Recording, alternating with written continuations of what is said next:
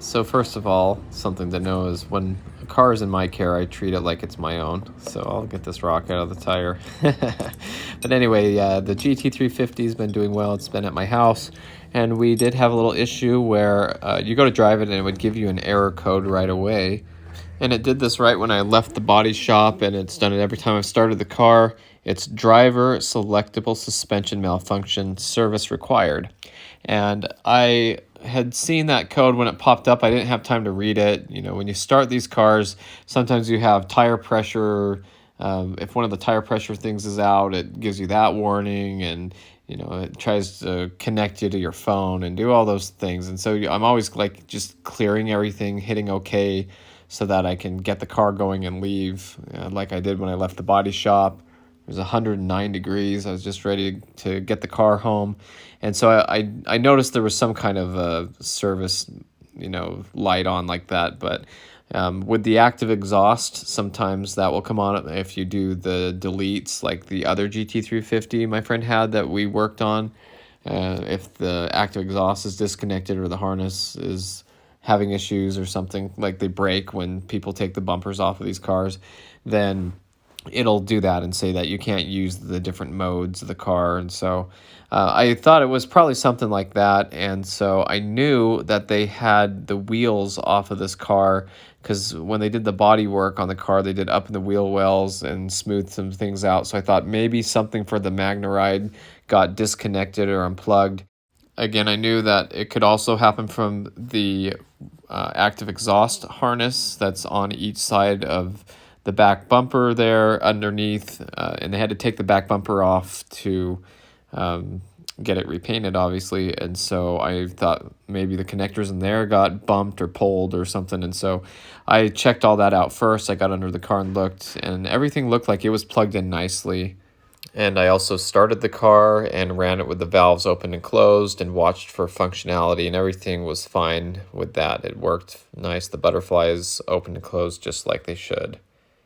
So I thought, okay, let's get the car out and I'll look up in the wheel wells. I'll take the wheels off, and I could look through the spokes of the wheels and behind the brakes. And I did see that behind the passenger rear wheel area there, it looked like one of the connectors might be undone. So I thought, let's start there. If not, I'll have to take all the wheels off the car and check and see if there's something with the magneride that got unplugged. And hopefully that's it. I did disconnect the battery for 10 minutes and tried that first, just to make sure it wasn't like the magneride just thinking it was messed up or something. And obviously that didn't fix the problem. And I knew if something's unplugged, which is likely for the car being apart for all this body and paint work, then that's most likely what it's going to be. And unplugging the battery is not going to help in that case, because there's something physically wrong or unplugged.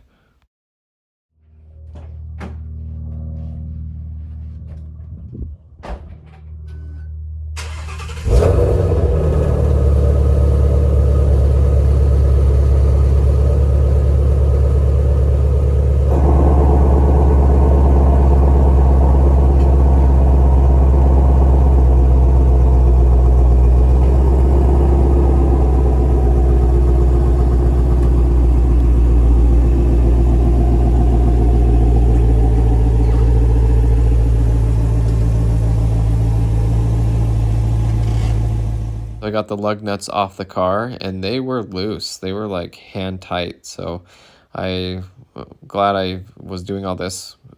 And when someone works on your car, you should probably double check everything, especially with a high performance car. I did go around and torque the rest of the lug nuts, but looked up in here and there it is. I was really excited. You can tell to find that the problem was this connector was unplugged. And so that seemed like a pretty simple fix. The only problem is I think the connector was broken, because I got it on there and it didn't want to stay in. You push it in there and, it would be kind of snug, but it just didn't want to clip in. And the clip really didn't look too bad. I'll look at it here up close, but basically this is what was causing the issue, because the magneride, or you can see it's going right there into the magneride suspension, was an issue. So here's the clip. If you look real close, I thought the top part of it was broken, and maybe it is. Maybe this little top part down by my thumbnail there has another piece to it or something, but it was not plugging in. And so I just looking at everything in detail, checking the functionality of that clip, and it still seemed like it kind of worked. Like you could wedge it with your fingernail and, you know, use the clip. I tried to look up in here, but it was just really hard to see up in there. So I'm trying to see if there's something up there that was preventing it from going all the way up, but I couldn't see anything. I blew it out and stuff. But anyway, got the connector on here, and there's this little tiny piece by my thumbnail there. You can see this little tiny piece of plastic falling out of it, so maybe the clip was broken in there somehow. So I did just put it together, and I got it up in there nice and tight, and then I put some black gasket maker on the side just to kind of glue it in place for now. So I started looking for the torque specs, and I found out on the forums they were saying that you can go 150 foot-pounds plus or minus 15 foot-pounds either way.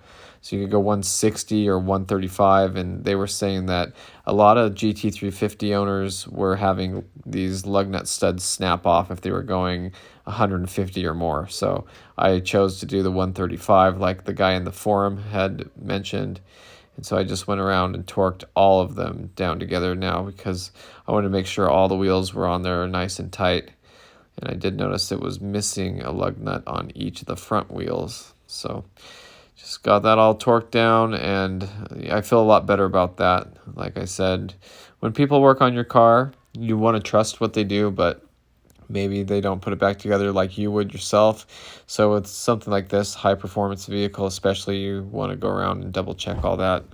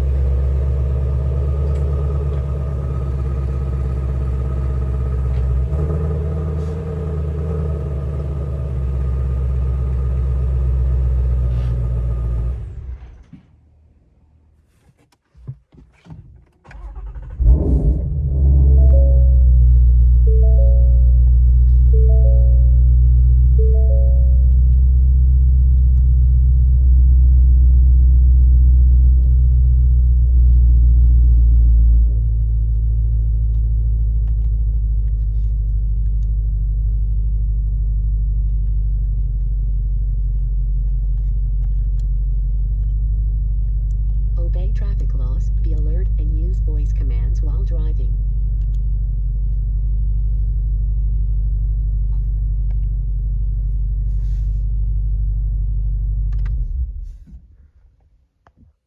So as you can see in that video, all the modes work nice, everything's back to normal. It wouldn't let me go into any of those different driving modes before. They were all locked out because obviously the connector was unplugged. So we're glad that that fixed the problem and it wasn't something expensive like replacing the whole magneride strut or anything like that. I'm glad we didn't have to take it to the dealer, didn't have to do anything like that, and have them do their specialty stuff with their scan tools or reset codes or do anything like that. So it's all reset, it's all clear, and everything's good. So that's the update. Thanks for watching. Hope you enjoyed this video, and stay tuned for more Mustang content.